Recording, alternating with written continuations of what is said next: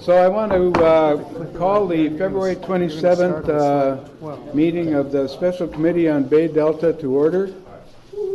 And the first item on the agenda is opportunity for members of the public to address the committee on matters within the committee's jurisdiction. I have cards in hand, and I will call them up.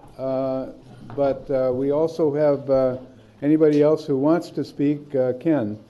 So I'll call in order. Mitzi Hernandez, followed by Brenna Norton. Mitzi Hernandez.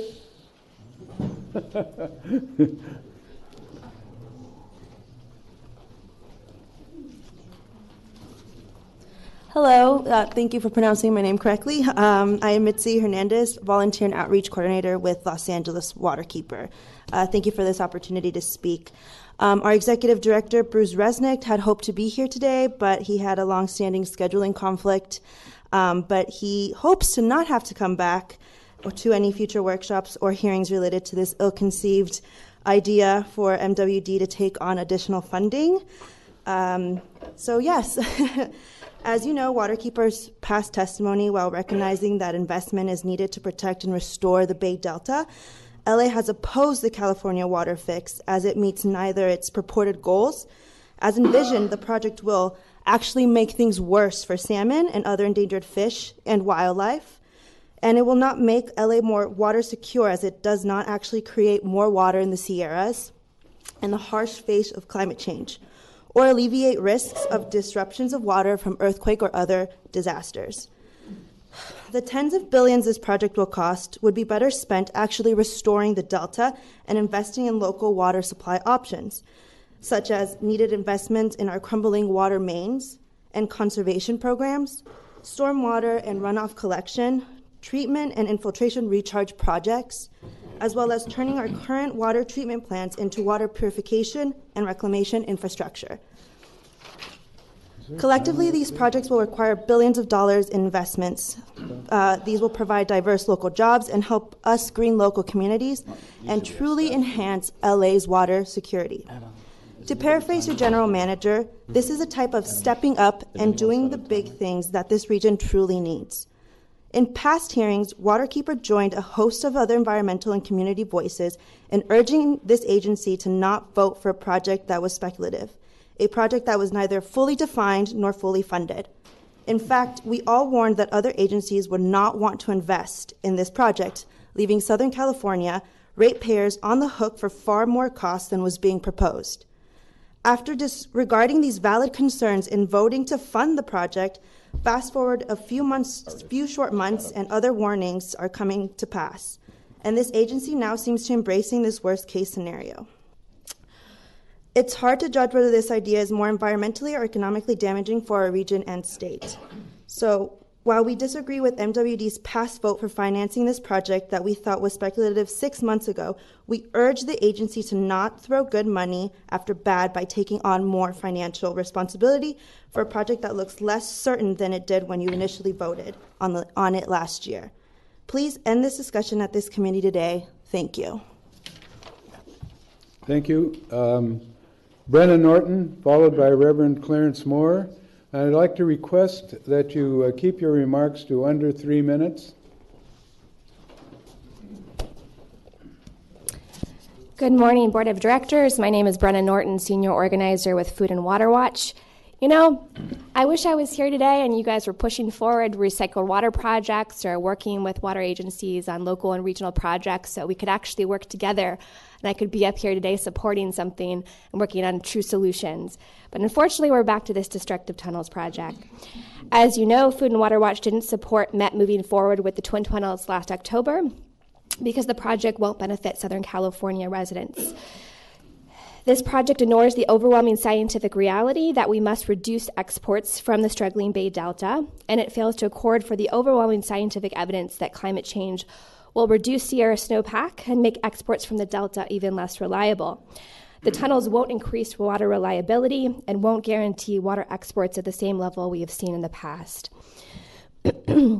The tunnels diverts billions away from sustainable solutions that we need in Southern California. Solutions that will bring Southern California in a more sustainable direction, that are consistent with state mandates to reduce dependence on the Delta, and that will create new local supplies and create jobs. Projects like Orange County's Water Replenishment District, Metropolitan's Recycled Water Project would provide almost, as you know, 200,000 acre-feet of new water a year. Santa Clara Valley's Water District Expedited Purified Water Program, Central Basin's Gateway Cities Recycled Water Expansion, all things that will provide new water, which the tunnels could never do. We are extremely troubled that with Central Valley farmers saying they don't want to pay, Met is still considering moving forward. That simply doesn't make sense. It's even more shocking that Met is now considering not just building a single tunnel, but also funding the farmer's share on the backs of ratepayers. Who would do that with ratepayer money? Agriculture already pays significantly subsidized water. Urban ratepayers pay many times as much for the same water already. All this with 70% of the water in an average year going to agriculture and 30% to Metropolitan in the Bay Area. Metropolitan should not be in the business of building projects where ratepayers from Southern California will be subsidizing big ag just so they can have cheap water to grow their commodity crops overseas, or so that the management at Metropolitan Water District can benefit, but your own ratepayers will not. I urge you to vote no on this project and focus your efforts on developing local and regional supplies. Thank you. Thank you. Reverend Clarence Moore, followed by Daryl Gale. Oh, that's on my, oh, excellent. Good morning. My name is Reverend Clarence Moore. I'm president of the Los Angeles Ministers Pastors Forum. And last year we opposed this project. First, I want to thank Mayor Eric Garcetti for opposing this project as well. But we are very concerned about the increase to ratepayers. The issues here are people who are on fixed income that live in Los Angeles or Southern California will directly be impacted by this. So therefore, I'm here to appeal to you and to vote no on this project. That's it in a nutshell. Thank you. Thank you. Dale Gale, followed by, I think it's Charlie Carno. Good morning. I am Daryl Gale, and I am a Los Angeles resident, and I first want to thank Mayor Garcetti for being opposed to this tunnel project, and I hope the people here will consider why regular residents are opposed to it. First of all, it's very confusing why we're putting a lot of money into a gigantic project that does not seem to encourage conservation. It's like looking for a big technological easy fix, and it just doesn't seem to take into consideration, like the first speaker says, the animals and the fish and the plants up in the Delta.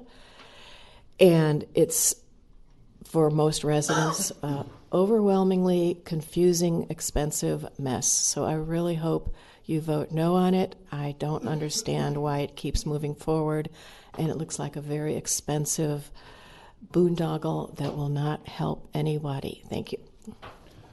Thank you. I have Charlie Carno, and I have no other cards.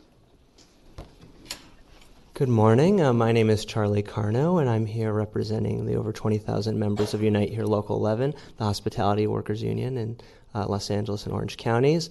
We urge you to oppose moving forward on this project, as noted by the other speakers. With the withdrawal of agricultural interests from funding this, this would disproportionately fall on urban water consumers at a time when it's becoming harder and harder to get by in this city and in Southern California generally. Additionally, as noted by the other commentators, this would also hurt the species that we need to protect. I believe former President George W. Bush once said, "Man and fish can coexist," and I'm not sure that that's possible with this project.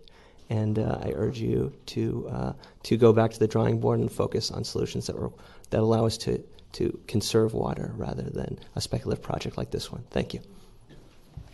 Thank you. I have no more cards. Are there any other members of the public that wish to address the committee?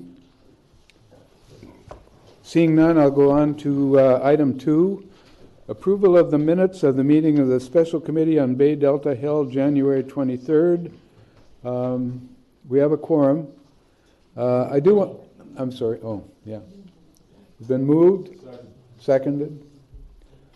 I want to point out that Director Peterson wanted to be on a phone call, but was unable to manage to get it all together, so I'm here. I'll manage. Oh, thanks. Is that a threat or a promise?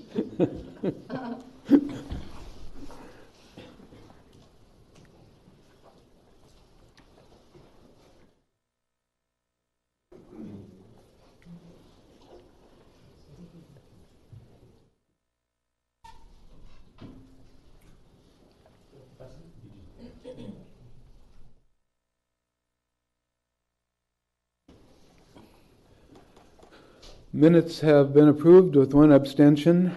Now we will move on to committee items, and the first item will be the update on the California water fix by Steve Arakawa.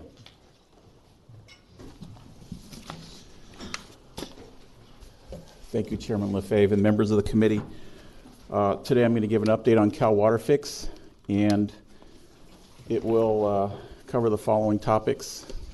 Just kind of recap what we presented to you at the last Water Planning and Stewardship Committee meeting. I think it was right after the state's communication on how they were planning to proceed. And in that announcement, they indicated that they would be looking to plan for the possible staged implementation of Cal Water Fix to provide for alignment of water agencies, public water agencies that are prepared to move forward with funding, and to provide for a staged approach to construction. We went over the facilities that would be part of a stage 1 construction, the nature of the intake facilities, the single tunnel versus the 2, and one pumping station at the bottom end of the system versus the 2. So we kind of went over those facilities. We went over the water supply figures of 9,000 versus 6,000 with the staged construction approach. And then we talked about the cost of stage 1. So in that discussion, the board asked for additional information. We have information on the state's economic analysis that was provided. I think it was that very same day.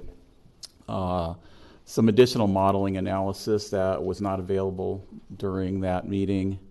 And then some further discussion on alternative financing considerations. And so Roger will pick up when I get done with the modeling analysis, and we'll pick up on the discussion on financing considerations. So I think I went over this regarding the economic analysis. The economic analysis was prepared by Dr. David Sunding. He's a professor of economics at UC Berkeley. He's appeared here at our board. He's appeared at other places, including some of our members. Pretty well known to parties within the state doing economic analyses. And so he prepared a statewide economic analysis that was released earlier in February. And that document is online on the Cal Water Fix website. So in that report, the basic findings are that for Cal Water Fix, the cost-benefit analysis was conducted for various cost-sharing and financing scenarios, so those were laid out in the report. He conducted an analysis that looked at the monetized benefits The areas that he looked at quantitatively were the water supply reliability, the water quality, and seismic safety or seismic reliability. He did have a section in the report on climate change resiliency and adapting to climate change. It was discussed qualitatively, but certainly identified as a major consideration in looking at the reason for considering Cal Water Fix. So in his key findings, he indicated that Cal Water Fix with stage 1 construction would provide positive benefits, a positive benefit versus cost for state water contractors. And that's both in the urban area and the agricultural sectors. And then also in the analysis, there was a look at if you did stage 1 construction and you divided the capacity up to 5,000 for state water project and 1,000 for potentially federal water contractors, how does that look? And so he similarly provided those cost-benefit analyses and indicated or concluded that that would have a positive benefit cost outcome as well. A couple of further areas that he looked at were that when looking at how water could be managed between contractors, the trading of project costs and benefits, so that is the idea of moving benefits to those who are willing to take on the costs, that can have a positive effect, could be beneficial to agricultural contractors. And then looking at alternative means of financing the costs, including federal programs, to look at the value of certain federal interest rates and such, that could reduce the cost of impacts and could improve the cost benefit and the cost benefit outcome for all participants. So having access to those kind of financing options would be beneficial. When we concluded the last briefing for the Water Planning Committee, we indicated we'd come back with some additional analyses. And so water quality is one of them. And so with the analysis that has been done for both stage 1 and the Cal Water Fix project in completed form, they both provide improvements in water quality and the parameters of electrical conductivity, total dissolved solids, and bromide. We normally talk about total dissolved solids when looking at salinity levels. Electrical conductivity is just a means of measuring it out in the field, what kind of chloride or dissolved solids are in the water. But also bromide, which is important constituent when considering public health protection, was also analyzed using modeling tools that have been long established and used throughout the Bay Delta Conservation Plan process and the Cal Water Fix process. So in looking at what kind of conditions would you face in a dry type of condition, the analysis shows that for 6,000 CFS staged construction, it would provide improvements in electrical conductivity, total dissolved solids, and bromides at 16%, 15%, and 24% respectively. For the 9,000, there would be a greater benefit of improvement in those constituents. And considering that export water quality is one of the objectives of how to manage the facilities and the Delta operations. Also, the project is actually operated to meet all of the Delta standards as well. So there's certainly integration and balancing of how to meet all of these various objectives. And so when doing so, the analysis provides that for both of these, the 6,000 staged implementation and for 9,000 Cal Water Fix implementation, both of those provide water quality benefits in dry type conditions.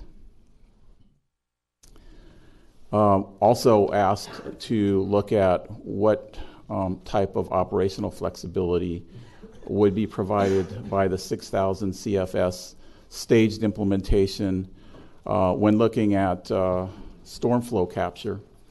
In the Delta system, in any given year, there's multiple storms that occur, heavy runoff periods, high peak flows, flows that occur in the Delta that result in runoff and flows to the San Francisco Bay that a small portion of those could be captured and used for water management. So in the service areas of the water contractors, being able to store water and retrieve that stored water for managing through droughts is really important.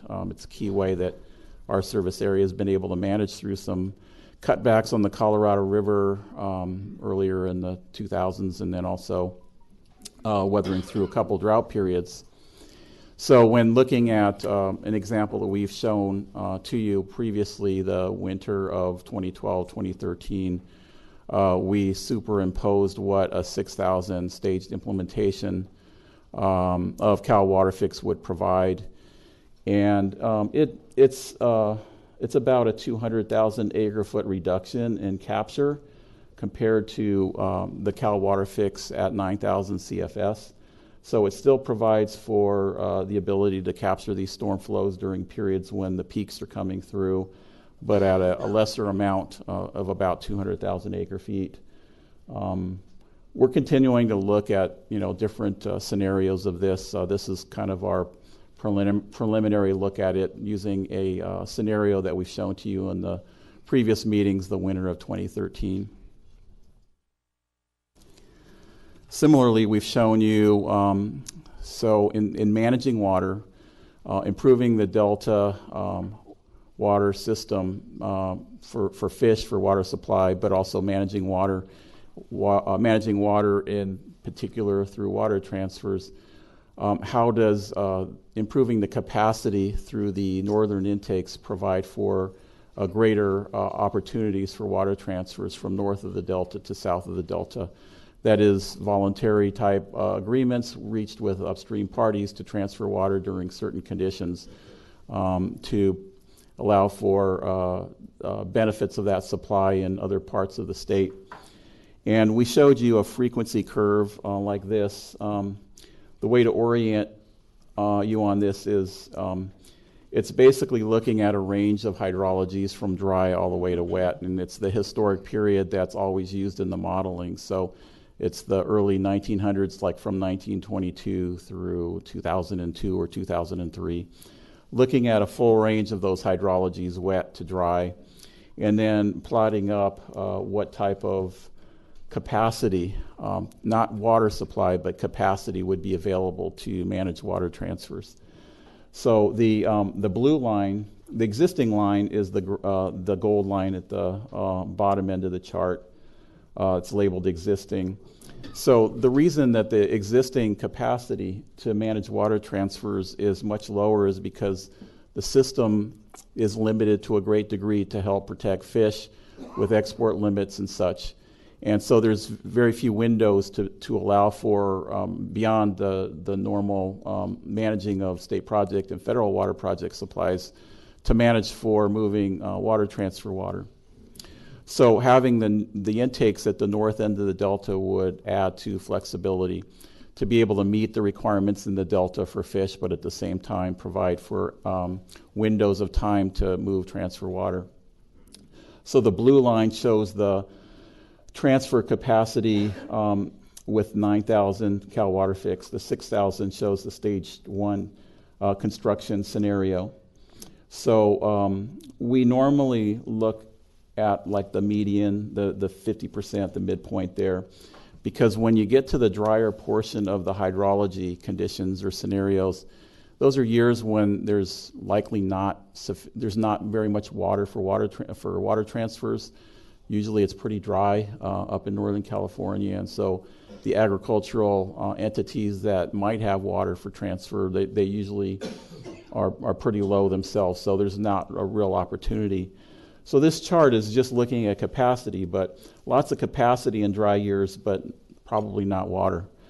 On the right end, it's the wet end of the hydrologic frequency chart, And so in those years, the system is already filled up with water because it's pretty wet. So we look at the 50th percentile as a measure.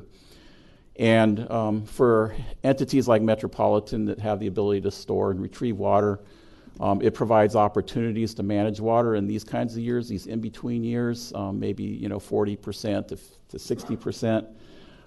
And so the difference there you can see for the 9,000 CFS, we had shown you 1.1 million acre feet in a given year of capacity to move water from north of the Delta to south. And with the 6,000 staged implementation, about 800,000 acre feet. So difference of about 300,000 acre feet when looking at that midpoint. And like I said, I think the reason for looking at that is just when considering wet conditions, there's not a need for transfers. There's plenty of water, and in the dry situations, there's lack of water for transfer. I think this analysis here is really oriented towards how the fishery agencies, those who regulate under the biological opinions on the federal side, the U.S. Fish and Wildlife Service, the National Marine Fishery Service, and then also the California Fish and Wildlife, who regulates under the State Endangered Species Act, how they have looked at the water projects and how the water projects' operations in the South Delta affect fish.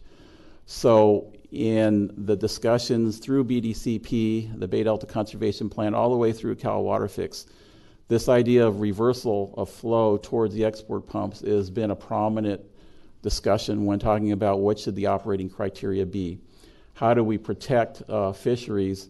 And in their view, trying to reduce the time periods or reduce the magnitudes of reverse flow towards those export pumps at the south end, both the State Water Project and the federal project, to reduce the magnitude and frequency. And the critical fish period that they have identified is in the January through June period. So this analysis looks at what would the reverse flows be on average during that January through June period, looking at all the various hydrologic conditions, wet to dry. And we compared those between what we have today, which is on average minus 2,172 CFS moving towards the export pumps, moving from north to south, moving through the interior delta, through these channels called Old and Middle River that's outlined here in yellow. So when you hear Omar, Old and Middle River, we're really talking about reverse flow patterns. So minus 2172 is the existing conditions when you look at the range of hydrologies. But with the new intakes and 9,000 CFS, about 50 CFS positive on average. So obviously that's a range of hydrologies and the average of that, but it gives you a measure of what it's doing, trying to create more natural flow patterns downstream towards where water drains into the upper San Francisco Bay. And then with staged implementation at 6,000, minus 405 CFS versus the minus 2172 with the existing conditions, or the positive 53 if you were to implement Cal Water Fix in its entirety. So it gives you a feel for how the intakes would affect flow patterns for fish. And like I say, in all of the discussions on BDCP or Cal Water Fix, these flow reversals have been a prominent part of what the fishery agencies have been looking at in terms of how fish are potentially entrained in the export pumps and how habitat is preserved for the fish in the middle of the delta. So at this point, I'm going to turn it over to Roger, and he's going to talk about the follow-up on the board's interest in understanding alternative financing considerations. Okay, thank you, Steve, and good morning to committee members and board members. We apologize for the late posting of this presentation. A lot of the analysis that Steve just talked about, we wrapped up yesterday afternoon, and so, oh, it's not. It should be posted. Is it posted, Randall? Yes. Okay, it's posted. It's on its way. It's Yeah, but we, before the end of the meeting, I thought we got it out right at the start. But anyway, we were a lot of this information we were still working on yesterday afternoon to get some of the final modeling analysis, and then try to convert it into something that might make sense.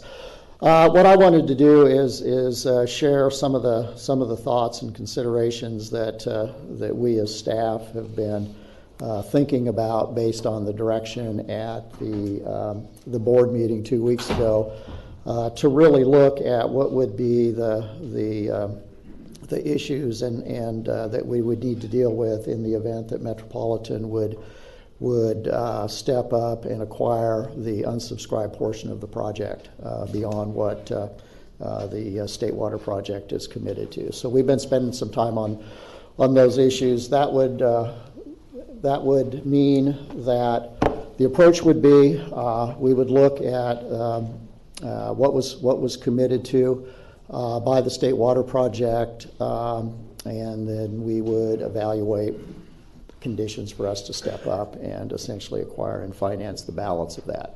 What that would mean is probably 35 to 45% of the project would be unsubscribed at that point beyond the State Water Project. So that's the size, if you will, of the additional acquisition and investment that Metropolitan would be looking at. So it's definitely a sizable investment. With that, we have thought about how do we go about securing that investment so that we have the ability to essentially manage it over time to the benefit of Metropolitan in recovering our costs and providing benefits. And one of the ideas there, and we've had some discussion with the state, is we would probably want to enter into a new additional contract between Metropolitan and the state of California, specifically for this additional investment that we would make. It would go above and beyond what is provided for in our base State Water Project agreement. And we've started thinking about what would the terms of such a separate agreement be, so that we really had the assurance that Metropolitan could manage this investment and the assets associated with it, that any revenue derived from the use of the facility by others or the sale of certain portions of it by Metropolitan would come to us and would not be mixed in with anything else associated with the State Water Project. So just to be clear that those terms were very clearly identified, something that we would want to do. So that's one thing we're starting to work and think through, assuming that there's interest in fleshing this out further. What would those terms and conditions be between Metropolitan and the state of California for this particular part of the investment? The other thing is just the actual financing, and I think our thought is here that the financing of this investment into the project would be done through a finance joint powers authority, similar to what we've been talking about for financing the project in the past. And our obligation as Metropolitan would be delineated as debt service for that portion of the investment associated with this additional acquisition that we would take on. So we would be on the hook for debt service for that, and any revenues that we derive from the use of the facility could go towards a portion of that debt service over time. The other idea that we've talked about is whether or not we want to, as we're making this decision, be pursuing reservation or option or offloading agreements with others that would spell out the terms and conditions for when a portion of the asset could actually be sold, if you will, assigned along with all of the obligations to any other water contractors that are out there. And so we would want to start thinking through what the terms and conditions for such agreements would be. When would we want to pursue those? Would we want to have those in hand at the time the decision is made? Would we want to have part of this investment committed and not all of it? So there are decisions associated with that. as we think about it in many ways, this has got a little bit of a P3 kind of approach, but it's really a public kind of a partnership that you would be looking at, where we would make an upfront investment, and then to the degree that we chose to offload portions or all of that investment, want to make sure we can recover the costs that Metropolitan's put into it. We want to make sure that we can essentially recover the risk premium associated with stepping up for this part of the project under the conditions that it's under now. So we would want to make sure that we fully recover, that investment plus the risk associated with it at the same time. So again, if we continue to move down this path, we will think through what the terms and conditions would be for these kind of reservations or option kinds of agreements that could be offered to others. What would the term, the length, what would the payments be? How would they build up over time? What would be the conditions once an acquisition was made by another contractor? Would that then move into a relationship between them and the Department of Water Resource, for instance? It probably would. So we've started to think through those terms as well. So I'm going to kind of run through these, and then we can. I would really like to get some feedback from the board on some of these ideas today. And I know Jeff and I and many of the other staff have been involved in this discussion, so we want to hear about those things. A couple of other things I wanted to. Steve talked about these, but this is things kind of cut both ways, and that is that. As we looked at the stage project and some of the information you saw, clearly if there's a way to move the entire project in a way that works for Metropolitan and others, you do secure those additional benefits associated with the larger facility. I mean, that's kind of how we got to the size that we got to, was looking at optimizing some of these. So the ability to manage pumping where the fish are not is one of the key benefits of the project.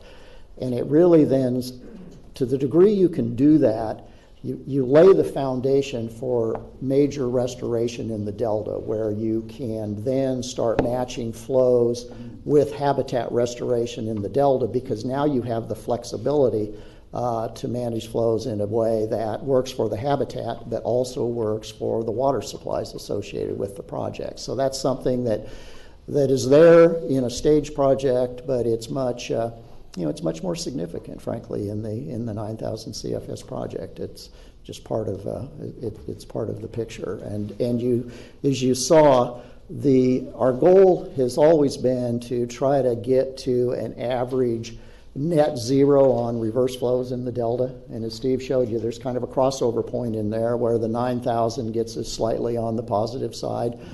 Staged approach, we're still averaging about 400 CFS of negative reverse flows on average, and you can manage with that. You can manage around it, but again, it's just a little more constrained and not quite in the same ballpark as others. Other thing is I've been looking at sort of the cost and benefits associated with, and most people, I think, that are involved in decisions about should we invest in this project, the state water contract in particular, are really looking at water supply and where are we with and without the project. That's really been kind of the driving factor folks have looked at, and I understand that. And if you take that approach, when you move from the 9,000 CFS facility to the stage 1 approach, as we talked about at the last meeting, the costs drop about a third. And even though you're building 2 out of the 3 intakes, you're building 1 of the 2 tunnels, and there's the cost savings associated with that drop the overall cost of the project for stage 1 by about a third. And if you just look at the with and without water supply benefits associated with the project, they also drop by about a third. Not quite, but pretty close to a third. So that one tracks pretty closely. And if you are an investor only in stage 1 and you can meet your needs there because there's plenty of that to go around and only look at water supply, you essentially can come out about the same as if you bought a slice of the big project and then you got certain benefits, You go to stage one, you buy a little bigger slice of it, you can get to the same benefits if you only look at water supply. And that's, certainly a consideration for us as well as other districts out there. Sort of what really changes, though, in the big picture, notwithstanding what individual contractors do, is the overall ability to deal with some of these things that I've listed here, and that is we will have a seismic event that's going to disrupt the delta at some point. I think all experts have said that that's probably going to happen. It's likely to happen. The ability to recover from that clearly is better with the larger facility. It's hard to put a cost number on that, but it is better. The ability to capture these storm flows, which we've done some analysis on that. Director Lewinger asked for that at the last meeting. We're looking at some of the other periods. Clearly, it's pretty straightforward. You get into those really high runoff areas, and the larger you can divert because you're in a surplus condition, you're meeting all flows that are needed in the delta, you're meeting all fish flows. So then the ability to provide for water supply is kind of directly related to the size of the facility, because those storm flows come up pretty fast, and whether you're at 6,000 or 9,000, they kind of track the same. Although there are days when you're in between, and so it isn't exactly a 1-to-1 ratio, but the ability to meet water supplies as we see climate changes in the future where we get more of these kind of runoff events, it's a little bit better. We can certainly manage fish take and reverse flows, as I talked about. So these are some of the considerations that we need to think about as we move forward, sort of tangential on these in a way, but in another way, they're really important parts of this decision for the future and where we're going to be decades down the road. So just some of the things that we've looked at. As I say, we're interested in hearing some feedback from folks as we continue to move along our discussions. We have been talking with other contractors about this, and you can imagine it caught people's attention when we were directed to take a look at this. And so we have had discussions with folks. We've talked to the state of California, and we've done quite a bit of talking and thinking amongst ourselves. We've also talked to others involved in big project, folks that have invested in P3s and have done this kind of stuff to get some of their thinking on how you would kind of pick your way through this. So that's kind of where we are, Jeff, if you want to add. Okay, we want to hear from Jeff before we get to questions. Just a couple quick comments. We are, as Roger said, going through that analytic process right now, looking at pros, cons. We have had some meetings with the state and with the other contractors. They were very curious when they saw press accounts of just what exactly we were directed to do, and so we explained how we were looking at that. And we made it very clear to the state the contractual types of protections that for our board to even consider something like that, what we would need, and the state said they assigned attorneys to take a hard look at what they could and couldn't do and what they felt they could do. So they're working with our legal staff and working through it. The governor came and joined this meeting with the contractors briefly, and the chairman was there, and the governor did say we need to get moving, whether it's one project or the full project, whether it's a staged approach to the full project, and gave direction to everybody to say, really encouraged everyone to explore both on the same track simultaneously, and to make a decision in weeks to come. So we're working on that, and I don't know if you have anything to add about that meeting with the other contractor and the governor. I agree with what you said. There's nothing to add. That is what happened. Okay, and happy to take any questions or comments or input from the committee. Thank you. Questions? Director McKinney. Thanks. Appreciate the update.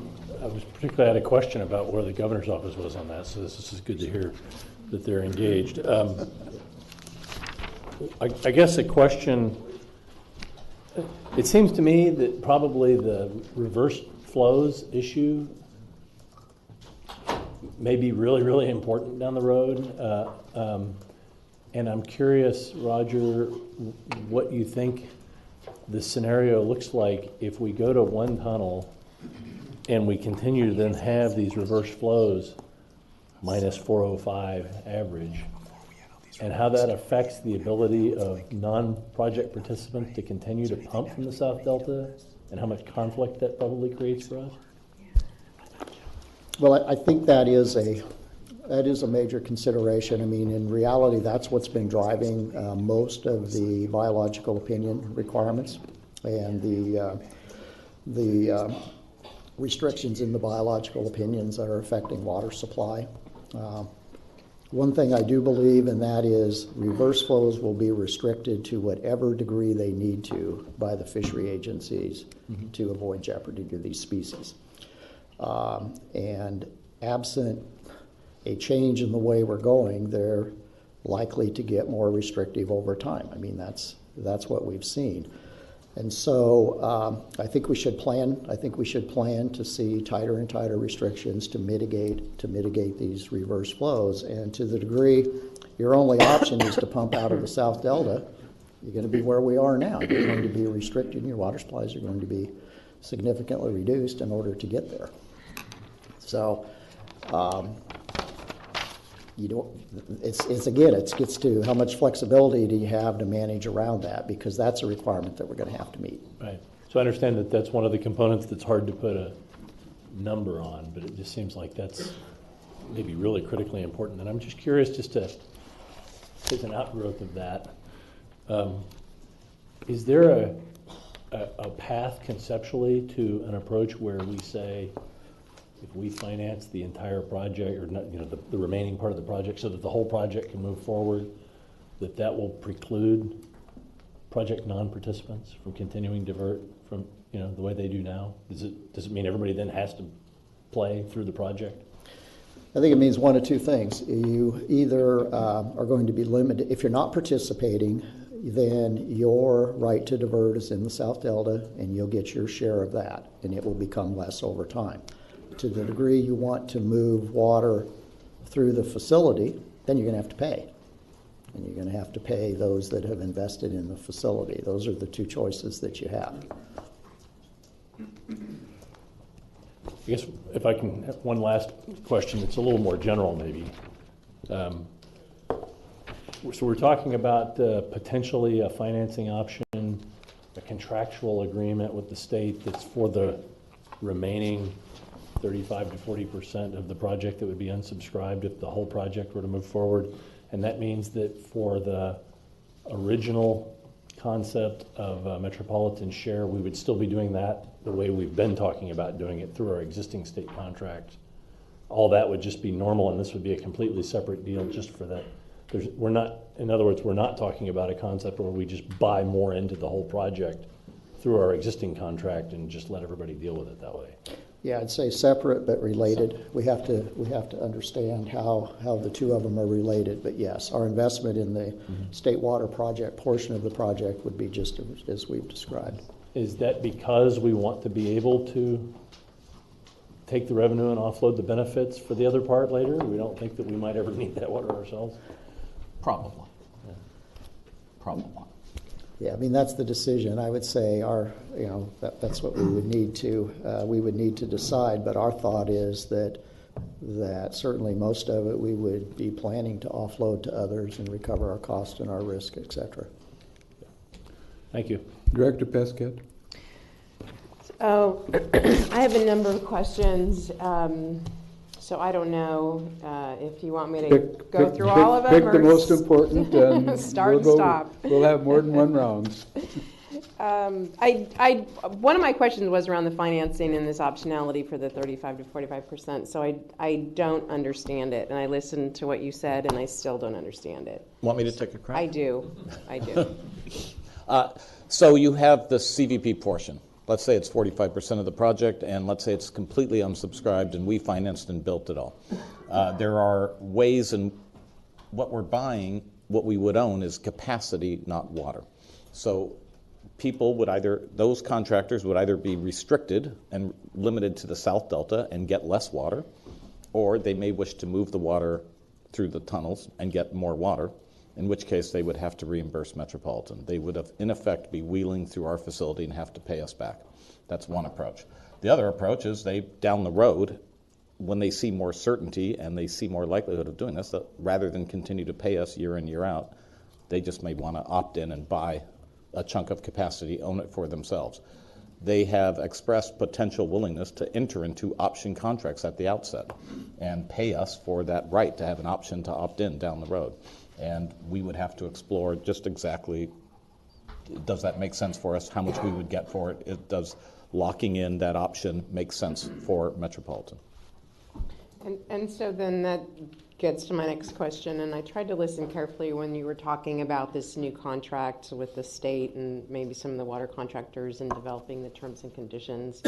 And so I don't know, Jeff or Roger, if you want, I'd like to hear about that more, because I feel like we're going to be at a decision point in March or April, right, and now's kind of the time for me to understand it. So give me a little bit more color on the T's and C's. Yeah, so right now, in the state water project portion, we're assuming that all the state water project contractors, they're working through the process, will fund that share. We would just be getting our rights through that, through our existing contract with the state of California, the state water project contract. We would be getting our Table A water moved through there. This other portion, the other 45% we financed, doesn't fall under that state water project contract. We would have to have a new arrangement with the state that clearly protected our financing interest in that, and that the state would respect that. And so that would require a separate agreement, we believe, with the state that would lay out, here's Metropolitan's rights and what they financed, here's how they get reimbursed, that the state doesn't have the ability to appropriate that and provide water to other agricultural districts through our capacity without working through us first. And that would have to be protected, we believe, in some sort of binding document. And then is that what would be included in the JPA? That would be one approach. We have to work with the state attorneys. Is the logic that would go separately with Metropolitan or through the JPA to do that? There's pros and cons with each, and we'd have to explore that. And then who's in the JPA besides us? Right now, it's primarily state water project contractors that have agreed to it, and Santa Clara, who is a hybrid, both state and federal contractor. Okay, and I think I just have one more question, and I appreciate you being so patient. Is there any risk, or is there enough of a risk? Let's say this all comes together. We have a JPA, you have a new contract, you have a financing mechanism that you're comfortable with, you have certain sort of protection. Is there any risk that this gets constructed and we bear the burden of it? And while we have capacity with this new project, the actual water flow and water availability, because a shift in practice at the end of the delta or pumping or some other way water's managed, we don't realize the water supply potential. Yeah, absolutely. Conditions can change, and you might not see the water supply benefits. I think it was Director McKinney focused on the issue of reverse flow being a critical criteria. I personally believe that it's climate change is the number one driver here, and that we're going to get more. Every model is showing more rain, less snow, and the ability to capture storm flow is going to be the driver for value, which is what the project does. It does give you that ability to capture storm flow quickly.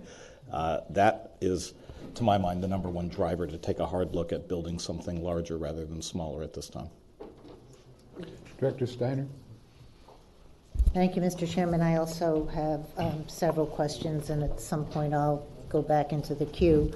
On the, you said the 35 to 45% unsubscribed beyond the state water project. So I want to focus on the beyond the state water project. Are you making the assumption that under the current plan, everybody has to pay and then offload their share? So the state water project is fully subscribed at this point.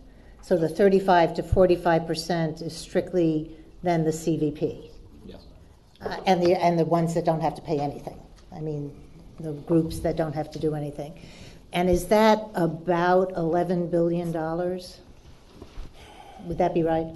If you took our slice of the state water project and our share of the state water project piece, which is 47%, and then you added this 35 to 45, it's about 11. Yeah, it's 11 billion-ish. And when you talk about the fact that we would be getting capacity, but we're not getting more water necessarily, if people don't sign up for those shares, if the CVP continues to say, hey, you know, it's still too expensive, notwithstanding some conversations you're having right now, these safeguards that you're talking about building in are only as to the financing, right? So what does that mean if they don't participate and we've taken on their construction obligation? Are they going to still get their water, or how is that going to work? So they would be restricted, presumably, to pumping out of the South Delta only. So they would get much less water than they would be entitled to, than they would otherwise get if they were pumping through the tunnel system. So they would be getting less water, and they would have to decide, are they willing to pay more to get more water, or we're going to live with less and not pay? And then the water that they're not getting? So then that leads to some other issues. There is, you'll recall, there's a certain amount of non-project water that is the potential growth in that project. The non-project water that would be captured by the larger facility, that presumably is a benefit accruing to Metropolitan because we've invested in that. So we would be getting access to more water in that area, but that would fall within our existing water rights in the State Water Project. And on the JPA, I think you answered everybody's in the JPA, financial JPA now, but at our last meeting we had only the two, us and a small agency, and then partly Santa Clara. So has everybody else now actually linked onto the JPA? Folks are going through the decision-making process in the same time frame that we are, and the outcome of that, in order for it to work, has to be, you have to have full participation by the State Water Project. So it's really Kern. It really gets down to Kern County Water Agency to a large degree. The concept was never going to have a JPA of 20-some state water contractors. No, I understand. We're going to have like 5, and they're going to be the larger ones. And that's why I was surprised at the answer that everybody was on part of the JPA. In this area, I had some questions about Steve's presentation, but I'll go back in the queue. But staying on this area, you mentioned the safeguards that you're asking from the state that you have to have. Do you want to tell us what those safeguards are? Sure.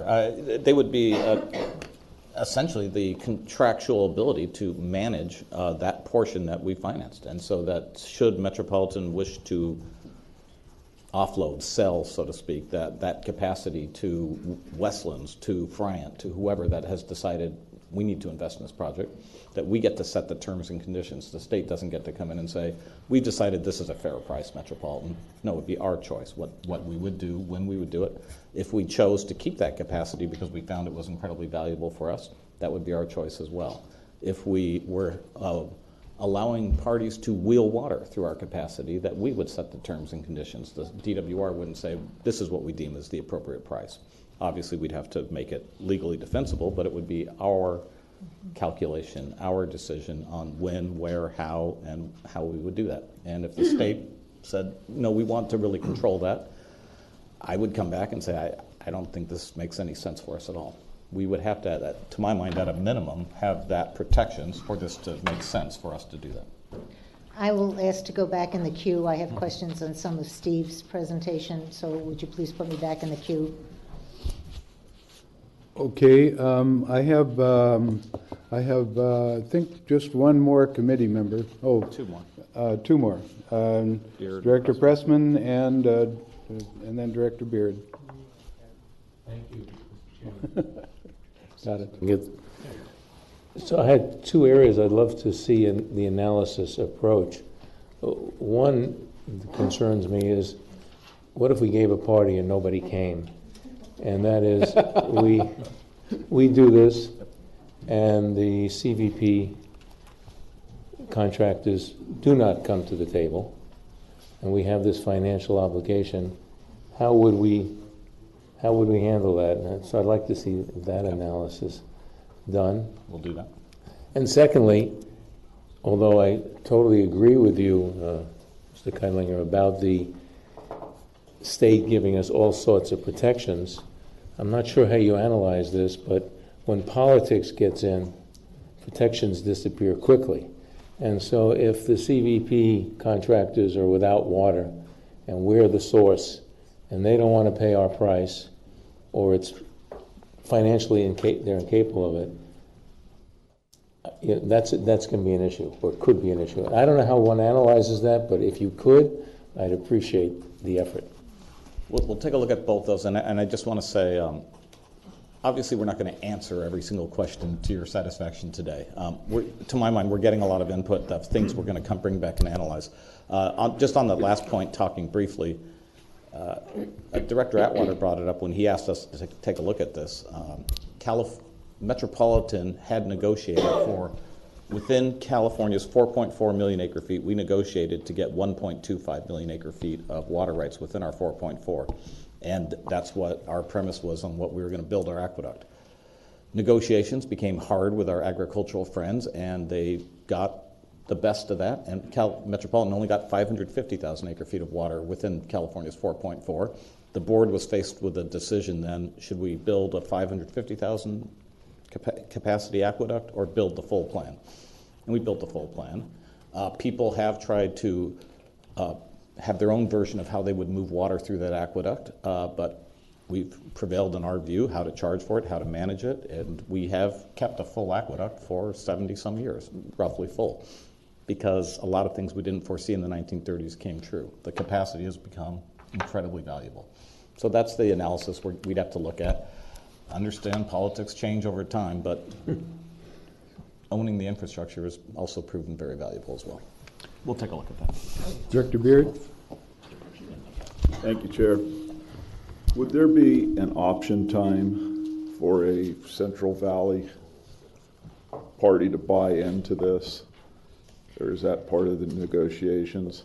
To be negotiated, but I think that's something that I would think would be very important for this board to understand when an option would vest. We don't want to give, generally it's a bad rule of thumb to give people indefinite options. You know, they have to decide in or out at some point in time at the appropriate price. If you reach an option point, say 10 years or 20 years out or whatever, would that then open up the door for a state contractor to buy a portion of the federal, what was set aside as federal water through the tunnels? I think that's a good point. I think that's something we should certainly explore now. The whole thing is going to revolve around a set of negotiations. Will that delay the potential for even a single tunnel, or? Governor made it clear he did not want it to delay the potential for a single tunnel, so Roger doesn't get to have any sleep for the next 2 weeks. Okay. Thank you. Director DeJesus. Thank you. I'm going to make some short statements, and feel free to interject and correct me if I'm wrong, or I've not taken my notes down accurately. But nothing changes relative to the state dictating or allocating how much water we get in any given year based on weather, based on fish patterns, based on reverse flow requirements and all those things, regardless of the project. Is that correct? That's correct. The state sets the allocation. So you made a comment that kind of generated this question of mine. It says that those who didn't participate but elected to take water in the old way and not through the new facility on the south end of the delta would get less water as a result of that. If the state has given a percentage allocation, everybody has divvied that out, and this project is not about water, but it's about capacity, although I understand that there would be some additional waters in there because of the way it's structured. How would they wind up getting less water if they've been allocated a certain amount? Because I'm assuming that your comment reflects that if they got less, we got more through the facility. That's right. So that's part of our discussion with the state, that our interest in providing greater capacity would have to, those benefits would have to accrue to Metropolitan. So in other words, if you hadn't built the facility and you were only going to get a 40% allocation, but because the facility now you can get a 50% allocation because of you don't have the challenges of the reverse flow, those who aren't fully participating in funding should not be bumped up to that greater allocation. So that benefit should accrue to Metropolitan. So we've made that very clear to the state. It may not be a challenge on the state water project side if everybody's fully funding. So that may not be as complicated as it turns out, but we have made that clear. So it's on that incremental difference that might result as a result of the project itself. Okay, one more quick question, if I may. Roger made a comment that was interesting in that you said that if one tunnel is built or two tunnels are built, that the two-tunnel approach would be better in a seismic event. So that statement led me to believe is one being built stronger with greater integrity than the other, because it sounded like one would be built stronger. Yeah, no, it's if you lose, it's really a matter of how much capacity you have to move water to everybody, all of Southern California, Silicon Valley, the Central Valley. And that is, if you lose the South Delta, because remember, we're still moving about half of the water supplies to the two projects out of the South Delta. So if you have a seismic event, you're going to lose the South Delta, as we've talked about. So then the ability to supply water to everybody then hinges on what you have for this North Delta diversion. So it isn't that one's stronger than the other. It's just, I have 6,000 versus 9. Obviously, with 9, I move a little more water to people than I could with 6. So it's that. Okay, so I think we have one more committee member to step in. The question comes down as to, is there any impact on allocations that the Central Valley Project does for its contractors? Are there any impacts to the allocations done by the Central Valley Project for its contractors either way on this?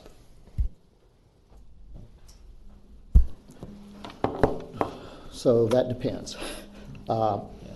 If there is no participation in the project by CVP and no willingness in any given year to pay to use the facility, then their allocation is based strictly on what they can move with their share of the South Delta. Now, if the Bureau wants to, quote, wheel water through some of the capacity to meet their allocation, they could do that under the established rules, and the conveyance costs associated with that would come to Metropolitan. Just to follow up on that, can the Bureau participate if they've not done a record of decision on the project? So that's a very good question. I don't know if it's a record of decision, but the Bureau of Reclamation is a co-petitioner with DWR and the State Board for permits to essentially allow diversion of project water for either project through the tunnels. So if that proceeding goes as anticipated, then the Bureau, in fact, would have the ability to move CVP water through the tunnels, provided the rest of the mechanism was there, i.e. you have capacity and you're paying for capacity. Yeah, I think the key point is, I don't believe the record of decision is the key point. A change in point of diversion from the State Water Board to have that ability to divert from a different location would be the key permit necessary. Okay, we have gone through the committee. I have Blois, Kurtz, Lewinger, and Dick.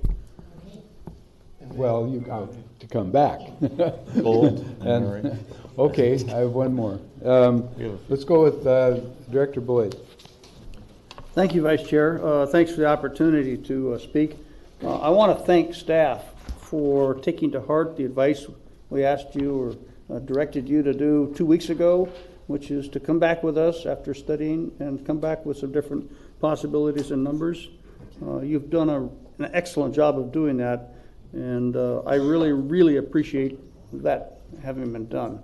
But I encourage you to continue exploring new possibilities as they arise. This, I understand, is a very fluid thing. I would totally agree with what you said, the governor said, which is we don't want to delay the whole thing. So this is something that's got some real short legs on it. We need to move quickly. We need to make some decisions. But I'm very, very encouraged with the direction and some of the numbers I'm hearing. I did have several questions to ask, but they've already been asked, so I'll shut up. Thank you. Director Kurtz? Thank you, Mr. Vice Chair. Without naming names, has there been any interest expressed by other participants in the project that they would like to buy some of this capacity that would be available from a full project? Yes. Can you name names? Yeah, I have no problem naming names. Santa Clara's expressed an interest in actually in joining in that and maybe in helping finance the entire thing. They want to explore that with their board. Westlands has expressed a strong interest in option types of contracts, and others as well, with varying degrees. So all those would have to be explored. Thank you. Director Lewinger? Thank you, Mr. Chair. I'm having trouble understanding if none of the, let me reverse that, if all of the CVP contractors said the project's too expensive for them, why do we think that if we build it, they'll want to buy capacity? So, correction, they did not say that. What they have said is they felt the risk of upfront financing was too difficult for them, but the actual price of the water that would be delivered, they said was acceptable to many of them. It was the financing risk that was the challenge. Okay. So that's different than saying it's too expensive on a unit cost. That's interesting. That's not what I thought I read, but thank you for that clarification. That's what their representatives in the room have said. Let's put it that way. The second point that I wanted to follow up on, Roger, you were talking about this seismic thing, and 9,000 just allows you to have more capacity after the earthquake because you can't take any water out of the South Delta. But if we only build a 6,000 CFS facility, and it's only participated in by state water contractors, and we have an earthquake, state water contractors are still whole, aren't they? Well, again, the state water contractors, with the staged construction, will still be diverting about half of the state water project supply through Banks Pumping Plant in the South Delta. How can that be? When with a 9,000 CFS contract, I can understand each party was taking half. But if the state water contractors build a 6,000 CFS facility, which is 2/3 of the original, why are they still taking half? The same restrictions are in place, and it may not be exactly half, but that's pretty close to half. Still comes out of the South Delta. Now, if you have an earthquake, what are the rules for diversion going to be? They probably will change to some degree, right? Because you've wiped out whatever the magnitude of the earthquake is. So probably some of the things that we deal with every day on moving water around probably are set aside in those kind of conditions. But it's undeniable that you can move more water if you have a bigger facility. But what will the rules be? I would have no idea. I'm just trying to figure out who the benefit would accrue to if CVP didn't participate in the tunnel. Would they still get the benefit of having the tunnel after an earthquake? Well, our view would be... Arguably, no. But except the governor will probably step in. You're in an emergency situation, and you have a state of emergency, and are you really going to say that million acres out of production, everybody off jobs? This million acres, you're fine. You keep going. You're in a rather bizarre situation then. And my last comment, when the full board voted on this issue, you might remember it was a very close vote. 70-30. You define what's close. At Met, that's a close vote. If you say so. Now we're talking about potentially Met participating and funding significantly more. Before we spend significant staff time evaluating all these different options, might it be worthwhile to take a straw vote of the board because we've had about 3 or 4 board members talk in favor of proceeding with this, but we really haven't had a vote to see if the board has an appetite to move forward in this direction.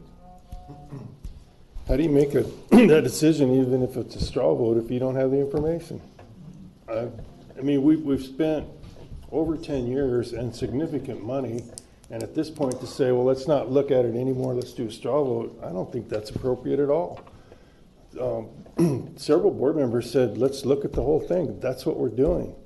The discussions have been beyond interesting, and this is all about risk. There's risk in someone financing it, and down the road, nobody's interested in it. Mm-hmm. There's risk that the way the islands are sinking and the sea level's rising, that how are we going to get water from the north for a reliable supply of high quality water? Which is a greater risk? I kind of go with the second one than the first one. Ag is saying, we know we're going to need it, but you look at the numbers today, it doesn't pencil.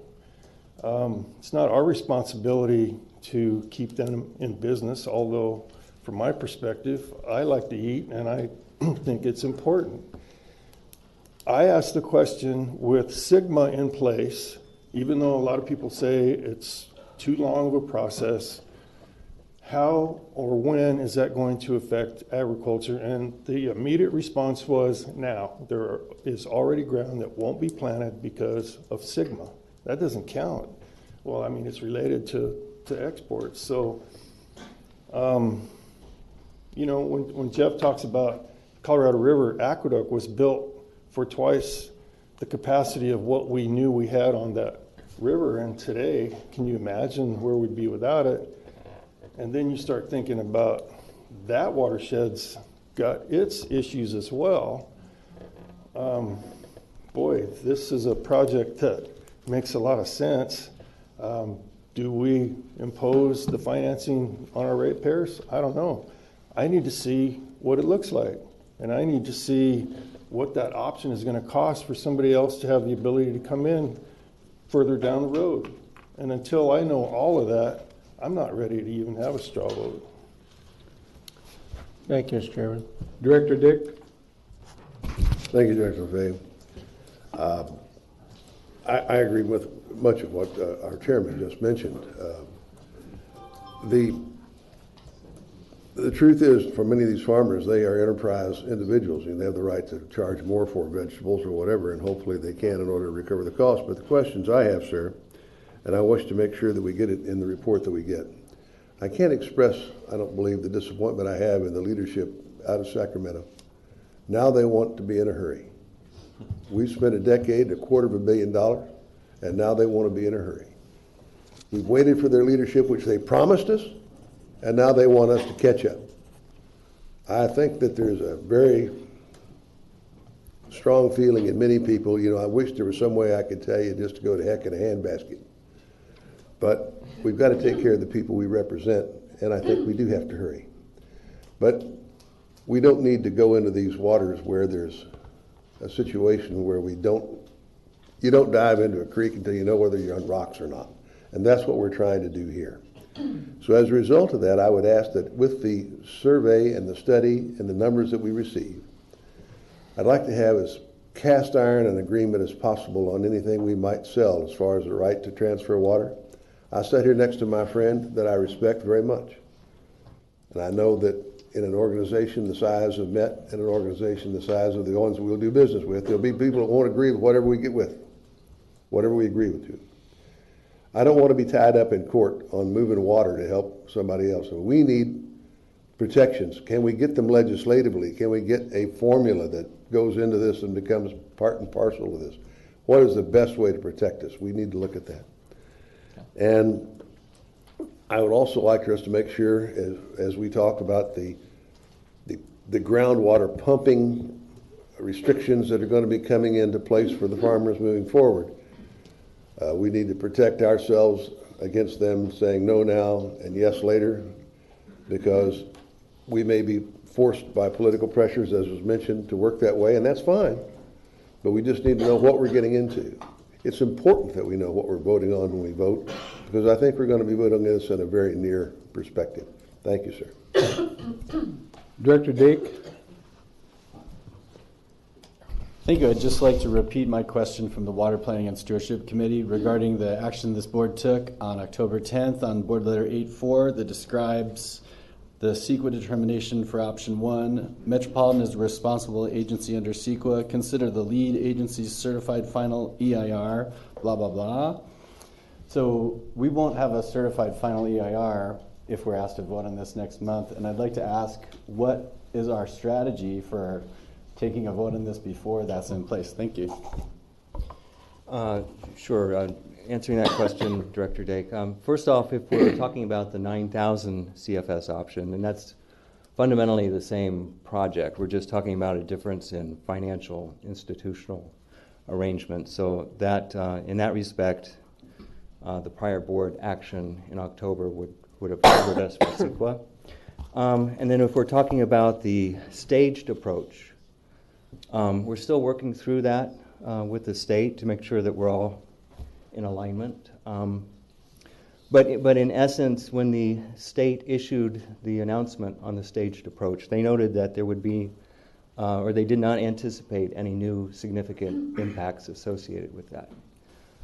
So that, coupled with, by its very nature, any approval that this board would take on a staged approach would be conditional, in that the project can't go forward until DWR has completed its supplemental. So we're working through that somewhat of a conditional CEQA approval that would have to happen with the 6,000 approach. I'd like to follow up to make sure that the work that we expend on that effort would be reimbursable by the partners of the project if it goes forward. I think I understand, but if on the 6,000 there would, yeah, okay. Point taken, thank you. Okay, so I have gone through everybody I know on the, yeah, I see that. Oh, okay. Director Murray, we'll go on second round in a few minutes, and Director Gold. And I think also Director Gold, you said Gold. Thank you, Mr. Chair. So, Roger, in one of your slides, you were saying that if, apparently it's being called stage 1 now, but the one tunnel solution would be a third less cost, a third less water roughly. Is that right? And it seems to me that missing from this presentation and what should be a part of any future analysis is, and in light of the governor's arbitrary and capricious designation of a 2-week, some kind of a 2-week deadline for something. I have no idea what's to happen in 2 weeks or even 2 months as far as that goes on a decision of this magnitude. But what was missing was an analysis within this of reducing our reliance on imported water by a third or some number.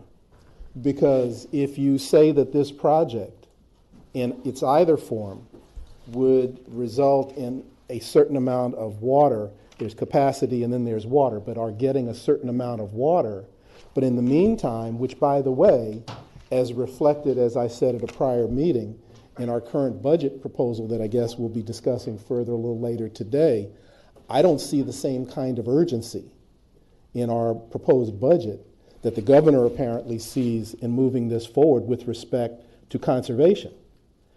It actually would be kind of smart for Met if there are those who are pushing for there to be this ultimately second stage and calling this only the first stage. It actually would be kind of smart for Met to come in aggressive on conservation, provide the requisite staffing, provide the requisite resources, really aggressively go forward with how much can be conserved and therefore ultimately make us less reliant on imported water as some of our member agencies are doing today, San Diego, Los Angeles, and others.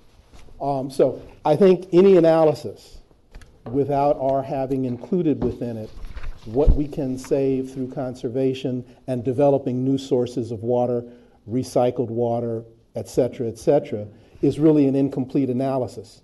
And also, I hope then to take this, to move it kind of to an action item, is as we move into, and doggone it, Gary, you keep sitting in my line of sight. As we move into our budget discussions, that I, for one, want to see an aggressive commitment to conservation. And I know my colleagues have had some meetings recently that didn't go so well on that. And so I hope some changes are going to be made, and we're going to see a reflection in the budget that would, I think, certainly be both more accurate, I think certainly would keep Met out in front on some of our broader responsibilities here at Met, which is not just reserving capacity or creating capacity on the State Water Project, but also other innovative things that Met has, I think, sometimes supported and needs to even do more of here with regard to other sources of water. So I just want to say that as we go forward, Roger, you know I love your presentations, but conservation and reducing our reliance on State Water Project water or imported water in general, Colorado River, State Water Project, needs to be a part of any future presentation on this if we're really to evaluate one tunnel, two tunnel, or anything else, and I appreciate that. Director Gould. Thank you. So I have a couple questions. Some of them might be like really quick answers, so sorry if I missed it from the last time that you guys brought it up. First of all, the cost to Met of one tunnel, what's the estimate at this point? So, and by the way, we will, in the last discussion we had, tried to put this investment in the context of our IRP. I think we've tried to do that, and we will continue to do that. So I think that's fair. So the presentation, Director Gold, that we did last time, we had a range, and that was, as the state said, we're holding 1,000 out of 6 as potential investment by the CVP. So if you went down that path, that's 17%, then our investment is like $4.2 billion, which happens to be the same as our investment that we took action on last fall of 24.9% was $4.2 billion. If there's no investment by the CVP, then we essentially pick up half of that difference, so that's about $900 million extra in the 6,000. So that's for the 6,000 facility. Okay. And the size of the tunnel with the one tunnel solution, even though it's 6,000 CFS, does the tunnel diameter grow, or is it the same? Is it the same diameter? It's probably the same. The diversions are really regulated by intakes. Right. The size of the intakes and the criteria on the intakes. So, yeah, I just wasn't. Yeah. I didn't do the math to see if 40 feet still was enough to do 6,000 CFS all year. That's good all math. Right, so basically the same size. On when do you think you're going to have this before our board to vote on? My goal is to bring it to the board in April. In April. If we can develop the information necessary to do that. Obviously, we'll be discussing it at the March board meeting, right, and discussing it further at the March 4th Tuesday. And my hope is to have it sufficiently fleshed out for action by April. Okay. And I think I had heard somewhere that the CEQA document is that in like September or something? Someone had said something like that. If you're going with the 6,000 CFS, where there'll be a supplemental environmental document, and my understanding is fall, September-ish timeframe, correct? Okay. And when is the State Water Resources Control Board long-awaited decisions? Same time frame. Same time frame. That's also now moved all the way back to fall? Yep. Yes. Okay, so they're making their decisions on diversions and permits all the way in the fall. Wow. Okay. All right, so my last question, which is the only thought question here, the other ones were just information, really has to do with the last couple questions, which a couple of the fellow directors have brought up, which is I'm deeply concerned about the South Delta. and the lack of certainty in this approach. So one of the big selling points, obviously, of the tunnel approach is that you're minimizing the impacts on the South Delta, which has just been decimated. And there's been some assumptions that have been made, which, I think I'm going to need a better explanation on how those assumptions were actually made, on what volumes would still be allowed to be diverted from the Delta. It's one thing having a conversation with you guys. It's another thing trusting Westlands on what they're going to do on the Delta, just based on history. They're the last entity I would trust from the standpoint of preserving the South Delta in any way, shape, or form.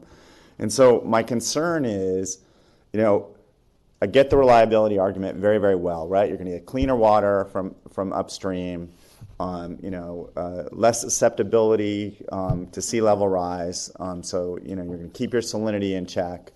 But at the end of the day, we see what happens when things get hot and heavy, when the farmers aren't getting their allocation of water in South San Joaquin, and the tactics that they've used to move forward on everything from rolling back the Endangered Species Act and fighting that tooth and nail, to being in court forever, to signs plastered on the roads that we drive up, et cetera. So where in this agreement is there going to be some sort of assurance that this happens? And yeah, Met gets their water, but at the same time, it's not going to be business as usual, pumping as much as possible, or just, decision year after year after year with no certainty, but just based on, what does our snowpack look this year? Or what does our rain look this year?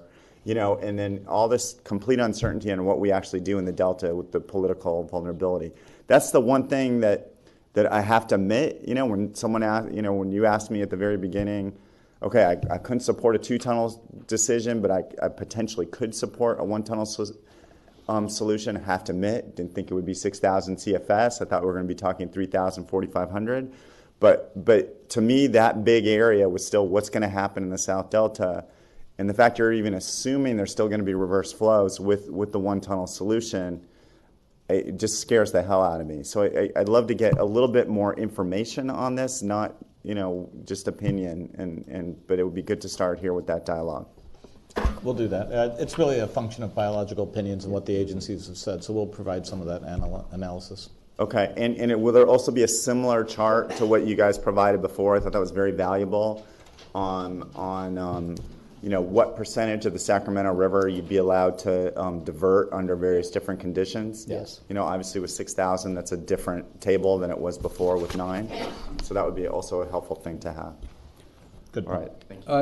I've gone through, I think, everybody who has wanted to speak the first go-around. I'm ready for the second. Okay. Director Pascal.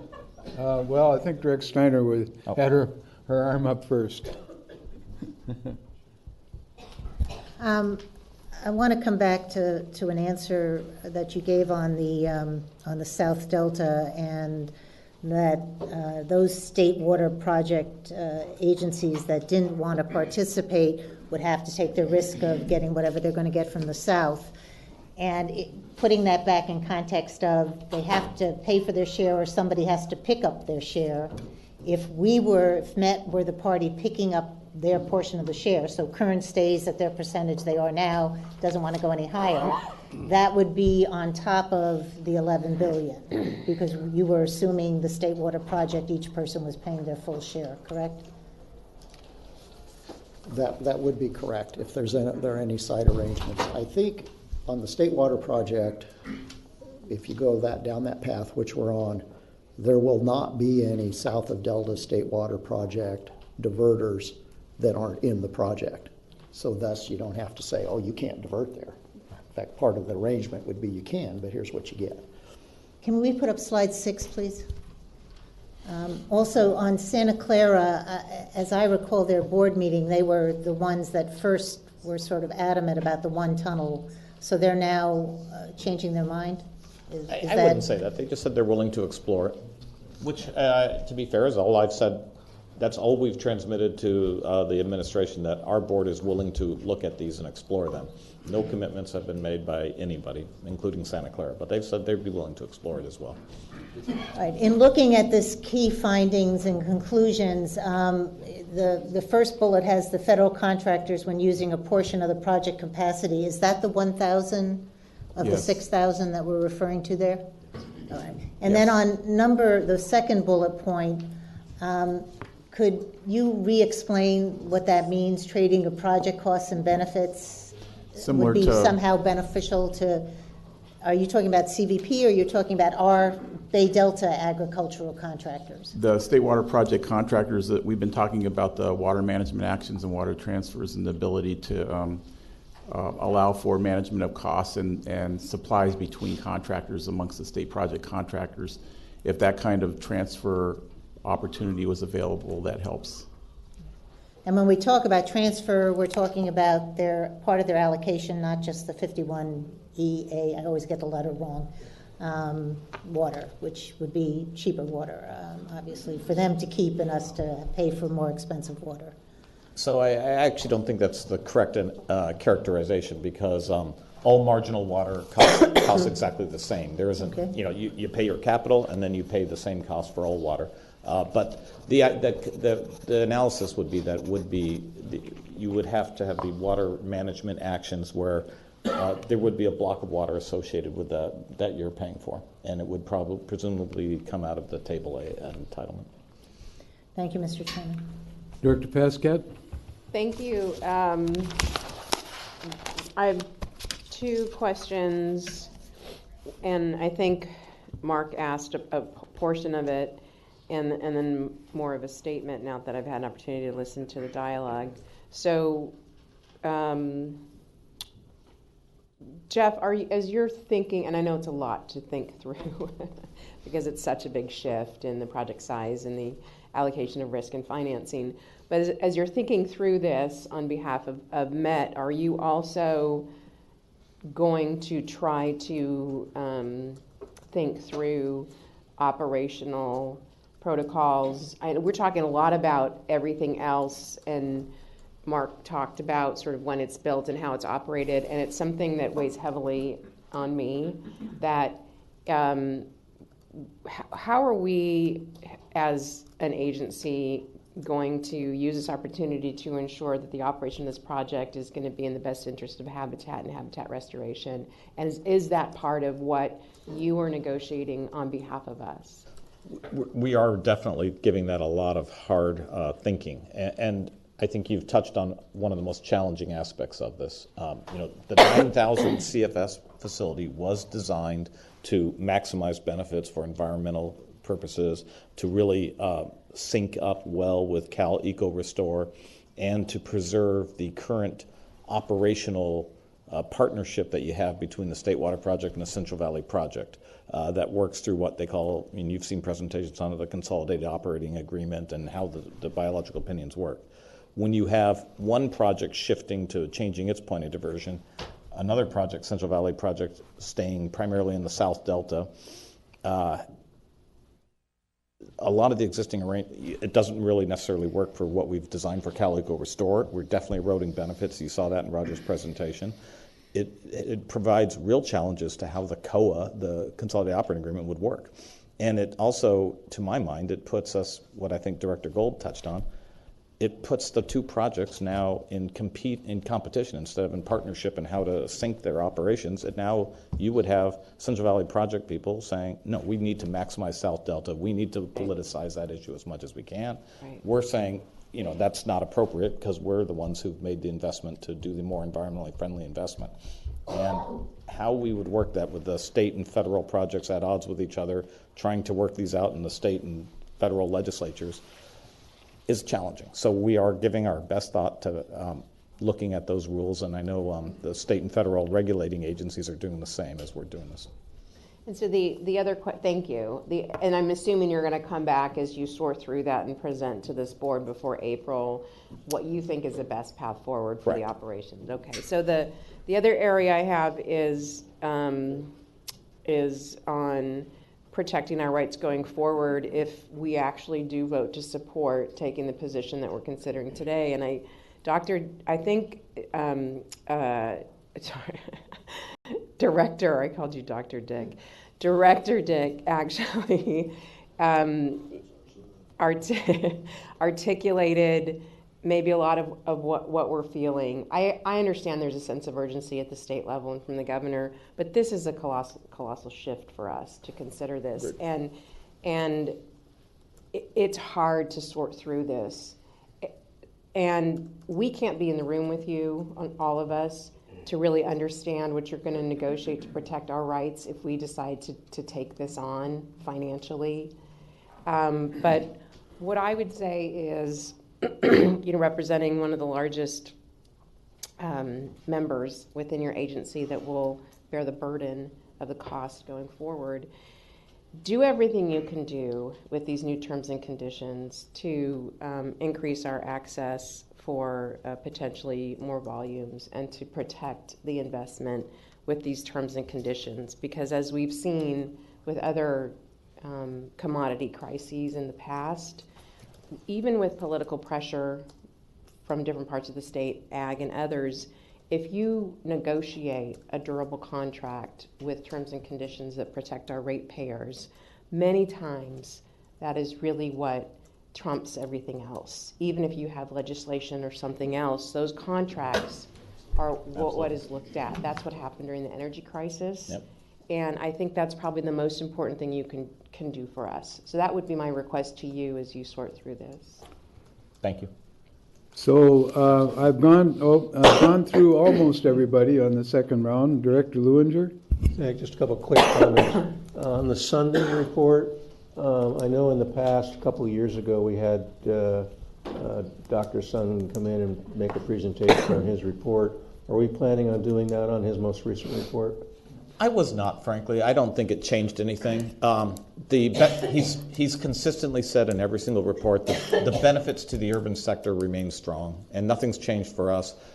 He's changed some of his analysis on benefits to the agriculture sector, but I don't think it adds any real new information.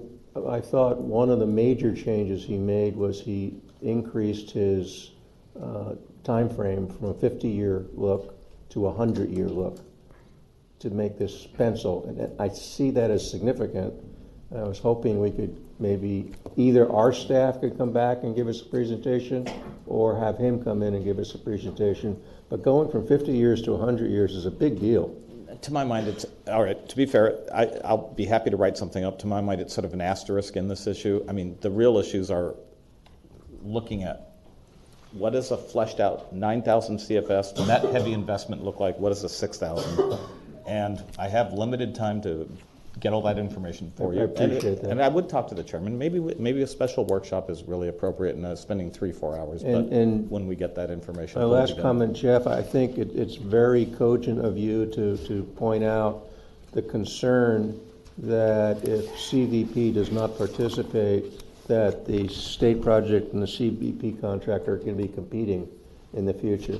That is significant. That worries me.